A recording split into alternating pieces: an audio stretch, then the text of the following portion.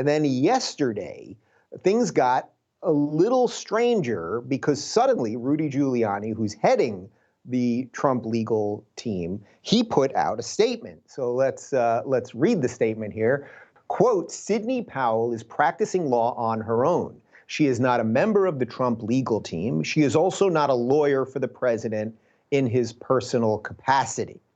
Okay, so now this gets really interesting because we showed the clip, but she was at the press conference with Giuliani and Jenna Ellis, the other two lawyers that involved her, at least on the public side. She was at the press conference last week. So something happened in the midst of this. Now, I saw a whole bunch of people saying all sorts of stuff over the last little bit. People are saying, well, Sidney Powell is obviously insane. She's a conspiracy theorist and blah, blah, blah.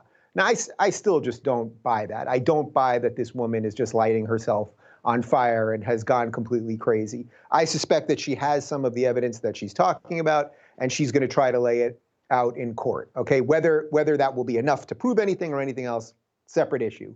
But I saw a lot of people saying that. What seems to me to be a more honest explanation, or at least a more clear thinking explanation of what's going on here, is that there may be reasons that Trump can't have Sidney Powell on the legal side of this, because she's pursuing other things that seem more related to the voting systems and Dominion and everything else, while Giuliani and Jenna Ellis, they're dealing with things at the state level, and they're dealing with things related to dates that ballots came in and everything else. There may just be some strategic legal move there. This is one of these things where everyone pretends they're an expert in all of this. I'm not an expert in all of this, but I think I'm a pretty decent explainer of just sort of human nature.